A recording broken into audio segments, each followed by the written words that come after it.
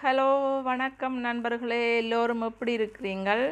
நாங்கள் இன்றைய பதிவில் என்ன பார்க்க போகிறோம்னு பார்த்தீங்கன்னா, மாம்பழ பணியாரம் செய்ய போகிறோம். அதுக்கு தேவையான பொருட்கள் என்னென்னு சொல்லி பார்க்கலாம் வாங்க. நான் மாங்கோ பல்ப் வாங்கி எடுக்கிறேன் கடையில். பார்த்தீங்கன்னா அவிச்சமா பொய்க்காதமா மற்றது சீனி ஏலக்காய் என்று சொல்லி எடுத்துருக்கிறேன். அளவுகளை இப்போ நான் உங்களுக்கு ஒவ்வொன்றாக சொல்லுகிறேன் பாருங்கோ. இப்போ நான் மாங்கோ பல்ப்பை இந்த மா எடுத்து அதே மாதிரி ஒரு டம்ளரில் 2 எடுக்கிறேன். நீங்கள் எந்த அளவில் எடுக்கிறீங்களோ அதே அளவில் நீங்கள் அவிச்ச மாவையும் அவிக்காத மாவையும் எடுத்தீங்கன்னா சரி. பாருங்கள், நான் இப்படி ஒரு டம்ளரில் ரெண்டு ஃபுல்லாக எடுத்துருக்குறேன் மாங்கோ பல்ப்பை. உங்களுக்கு மாங்கோ பல்ப்பு கிடைக்காட்டில் ஃப்ரெஷ்ஷாக மாம்பழம் கிடைச்சா நீங்கள் அதை மிக்சியில் அடிச்சியும் எடுக்கலாம். ஆனால் எங்களுக்கு பார்த்திங்கன்னா ஃப்ரெஷ்ஷாக மாம்பழம் எப்போயாவது இருந்துட்டு தான் பெறும், அது அப்படியே சாப்பிட்றான் விருப்பம். ஆனால் இப்படி மாங்கோ பல்ப் கடைகளில் நிறைய வாங்கக்கூடியதாக இருக்கும். இந்த பலகாரம் பார்த்திங்கன்னா பாருங்கள், இதுக்கு ஏலக்காய் நான் ஒரு 4 எடுத்துருக்குறேன். அதையும் பவுடர் ஆக்கி போடுவோம். அதோட கொஞ்சம் உப்பும் சேர்த்து இதில் போடுறேன்.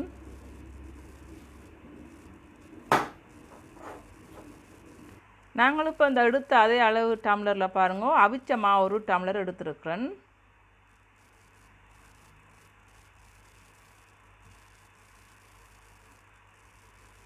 இது என்னுடைய ஒரு புது முயற்சி உண்டு.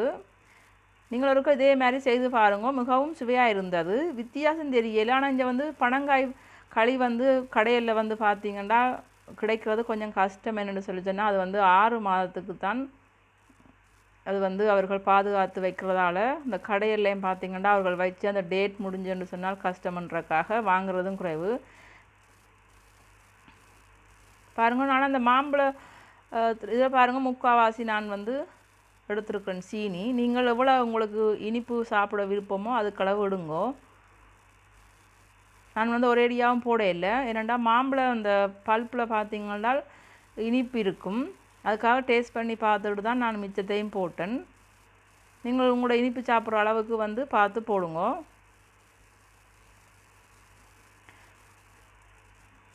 மிகவும் இலகுவான ஒரு மங்கோ பணியாரம் பாருங்கள். நான் இப்போ தாச்சியை சூடாக்கிட்டேன். இதை பார்த்திங்கன்னா இந்த கேக் ஐசிங் போடுற அந்த பேக்குக்குள்ளே போட்டுட்டு நான் ஒரு முறுக்கு மாதிரி ஒரு ஷேப்பில் அதை புழிஞ்சு எடுத்தேன். நீங்கள் எப்படி எந்த ஷேப் விருப்பமோ அதே மாதிரி செய்யுங்க. ஆனால் அந்த சின்ன பிள்ளைகளுக்கு கொஞ்சம் ஏதாவது டிசைனாக செய்து கொடுத்தீங்கன்னா விரும்பி சாப்பிடுவார்கள். இது பார்க்கவும் கொஞ்சம் அழகாகவும் இருக்கும். பாருங்கள், மிகவும் இலகுவான ஒரு முறை. இதை பார்த்திங்கன்னா முதல் நாள் செய்துட்டு அடுத்த நாள் வச்சு சாப்பிட நல்ல சுவையாக இருந்தது.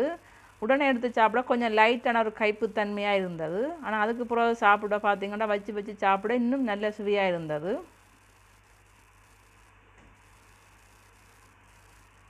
பாருங்கள், 3 ரூபா 60 3 ரூபா 60 ஃப்ராங்க்குக்கு இங்கே வாங்கக்கூடியதாக இருக்குது. அது ஒரு 850 கிராம் வருது அந்த மாங்கோ பல்ப். நீங்கள் எடுத்துட்டு மிச்சத்தை நீங்கள் ஃப்ரூட் சலாட் இதில் தான் போட்டு சாப்பிடலாம், அல்லது முழுதலையுமே செய்யலாம். நீங்கள் இதை நீங்கள் ஒரு தீபாவளிக்கு செய்து அசத்துங்கோ. பாருங்க, நல்ல அழகான கலரில் வந்திருக்குது, முறுக்கு மாதிரி. அதாவது மங்கோ முறுக்குன்னு சொல்லலாம். இதுக்கு பேர் நீங்கள் சொல்லுங்க எனக்கு கொமான்ஸில் இதுக்கு என்ன பேர் வைக்கலாம்ண்டு. நான் மங்கோ பணியாரம்ண்டு தான் இதுக்கு டைட்டில் இப்போ போட போகிறேன். நீங்கள் இதுக்கு தகுந்த ஒரு எனக்கு கொமான்ஸை தந்தீங்கன்னா நான் மாற்றக்கூடியதாக இருக்கும். என்னென்னு சொன்னால் இது என்னுடைய கண்டுபிடிப்பு, அதை எப்படி எழுதுறேன்னு உண்மையாக தெரியல. என்னுடைய ரெசிபியெல்லாம் கூட பார்த்திங்கன்னா என்ன தலைப்பு போடுறேன்னு தெரியாத அளவுக்கு தான் என்னுடைய ரெசிபியெல்லாம் இருக்கும். என்னுடைய கண்டுபிடிப்பாக இருக்கும் கூடுதலான ரெசிபியெல்லாம். பாருங்கள், நான் இதை கையில் போட்டு பிணைஞ்சி எடுத்து ஏதோ ஒரு டிசைனில் செய்திருக்கிறேன். உங்களுக்கு என்ன டிசைனில் வருதோ அதே மாதிரி செய்யுங்க. எப்படி செய்தாலும் டேஸ்ட் ஒன்றாத்தான் இருக்கும். ஆனால் டிசைனாக இருந்துட்டா அந்த சின்ன பிள்ளைகள் விரும்பி சாப்பிடுவார்கள்.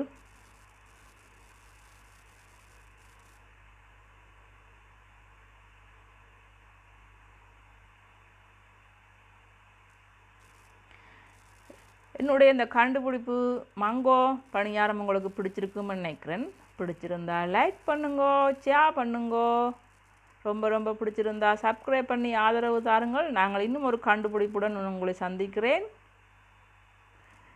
எல்லோருக்கும் தீபாவளி நல்வாழ்த்துக்கள் இப்போவே கூறுகிறேன். தீபாவளிக்கு இன்னும் நாள் இருக்குது. இருந்தாலும் இந்த பலகாரத்தை நீங்களும் தீபாவளிக்கு செய்து அசத்துங்கோ. பாருங்க, குண்டு குண்டா போட்டதை விட அழகாக நல்ல கலர்ஃபுல்லாக வந்திருக்குதாண்டு பாருங்க. இதுதான் நார்மலாக பழங்காய் பணியாரம் இப்படித்தான் இருக்கும். நான் அதை மங்கோவில் செய்திருக்கிறேன், மங்கோ பல்பில். நன்றி நண்பர்களே, என்னுடைய காணொளியை முழுமையாக கண்டு மகிழ்ந்ததுக்கு. தேங்க்யூ ஃபார் வாட்சிங்.